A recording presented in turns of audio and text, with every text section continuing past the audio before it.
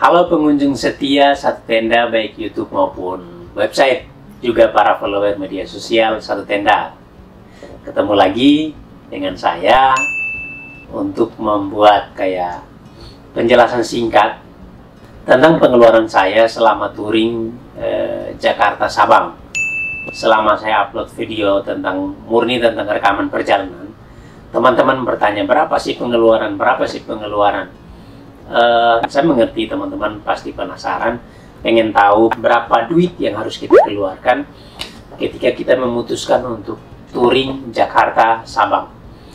Tentu ini bukan satu ukuran yang pasti, artinya yang saya kemukakan ini tidak bisa dijadikan satu patokan pasti untuk semua orang, karena kebutuhan di jalan pasti berbeda, jenis motor yang digunakan juga berbeda, pilihan tempat menginap berbeda, pilihan makanan yang kita mau konsumsi selama di jalan berbeda, dan macam-macam.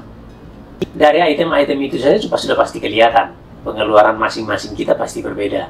Tetapi yang saya mau bilang di sini adalah hanya gambaran. Kalau teman-teman mulai berangan-angan atau bercita-cita pengen pergi ke Sabang, mungkin mulai menabung, mungkin saya dana sekian dengan konsep-konsep yang misalkan oleh yang Satu Tenda bikin, kalian sudah bisa pergi ke Sabang. Nah, sebelum masuk ke berapa total pengeluaran, kita ngomongin dulu soal jarak tempuh, karena ini akan menentukan berapa besar budget atau biaya yang harus kita keluarkan. Saya berangkat dari Jakarta melalui jalur barat Sumatera. Total perjalanan itu selama 2 minggu. Itu saya tidak jalan siang malam ya. Jadi saya hanya jalan siang, malam saya istirahat. Paling lambat itu jam 8 malam. Itu pun kalau misalkan saya sudah bikin janji dengan orang di kota berikut, lalu saya kemalaman, jadi saya harus tetap bisa melanjutkan karena teman di kota berikut itu sudah menunggu. Tapi kalau saya tidak punya janji dan saya memutuskan untuk menginap, itu saya bisa menginap di mana saja.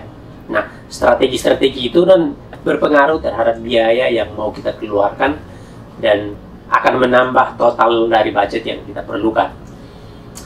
Selain bahwa saya tidak gas malam, saya juga bukan orang yang ngebut-ngebutan di jalan, karena kepentingan saya kan menikmati alam, membuat video, dokumentasi, lalu berjumpa dengan orang-orang selama di perjalanan. Jadi praktis touring itu bukan sesuatu yang buru-buru bagi saya. Kalau teman-teman yang punya nyalinya besar untuk bisa laris kencang-kencang mungkin di jalanan, ya monggo silahkan. Tapi kalau saya kan dengan menggunakan motor Soul GT 125, ya mau dipacu kayak gimana pun ya kecepatan motornya ya segitulah. Jadi ya nggak bisa yang kayak harus laris kencang mungkin. Ya standar lah.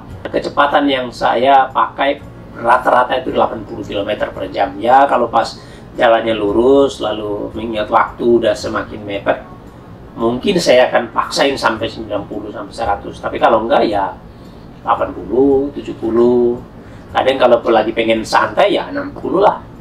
Touring bagi saya bukan sesuatu yang harus secepat-cepatnya sampai ke tujuan. Nah, 2 minggu dalam perjalanan pergi, lalu 2 minggu dalam perjalanan pulang, itu pun tidak murni. Karena saya pergi lewat barat, rencana pulang lewat timur. Nanti detailnya teman-teman lihat nonton di video yang sudah saya upload di Satu Tenda. Ada beberapa pergantian silang jalur ketika menjelang Danau Toba. Saya nyebrang ke timur, lalu balik saya lewat barat, tetapi tidak murni di barat karena di Melabok saya naik dulu ke Takengon, lalu baru turun lewat jalur tengah ketemu Danau Toba, baru nyebrang ke timur lagi. Total jarak tempuh yang terekam di speedometer saya waktu berangkat saya motret, lalu pulang ketika sampai di rumah saya motret, itu ada di angka 6.414 km. Jadi mungkin teman-teman bertanya, loh kok sampai 6.000, ada yang cuma 5.000 kok. Ya itu tadi karena saya mutar-mutar, jalan saya nggak yang jalur lurus saja. Dari total 6.400 km itu, berapa biaya yang saya keluarkan? Selama di jalan, setiap hari saya sedapat mungkin berusaha untuk mencatat pengeluaran. Tentu ini tidak fix pasti, karena ya kadang saya kelewat sampai 2 hari baru saya nulis. Saya hanya ingat-ingat apa sih yang kayak kemarin saya makan berapa, lalu isi bensin berapa kali. Tidak persis, tapi sejauh di catatan saya dan saya bisa kalkulasikan setelah pulang, pengeluaran untuk bensin sendiri itu sekitar 1.100.000. Itu udah pulang pergi ya, udah total. Lalu makan itu 1.200.000, penginapan itu 1.100.000, lalu lain-lain itu sisanya. Jadi total dana yang saya keluarkan itu adalah 3.990.000-an. Jadi kita bulatkan saja ya, jadi 4 juta lah. Jadi kalau teman-teman bertanya berapa sih total harga atau total budget yang saya keluarkan untuk solo touring Jakarta Sabang lalu balik lagi, itu saya pastikan sekitar 4 juta rupiah. Saya nggak tahu bagi teman-teman itu terlalu mahal atau murah atau pas-pas lah. Tapi bagi saya itu pas. Artinya saya tidak terlalu banyak harus mengeluarkan duit di jalan dan juga tidak terlalu hemat juga. Jadi ya tetap masih bisa lah. Meskipun kayak makan ya saya selalu berganti, kayak kalau makan nasi kan cenderung saya ngantuk di jalan. Nah, saya menggantinya makan buah atau makan rujak segala macam. Lalu cemilan seperti itu. Jadi dengan budget 4 juta itu tetap makan, dan juga tentu saya harus mengucapkan banyak terima kasih kepada teman-teman saya di jalan. Itu menjamu saya dengan sangat baik dan saya berterima kasih sekali untuk kalian semua yang sudah membantu saya dengan caranya masing-masing, yang sudah memberikan semuanya untuk saya selama di perjalanan Sumatera.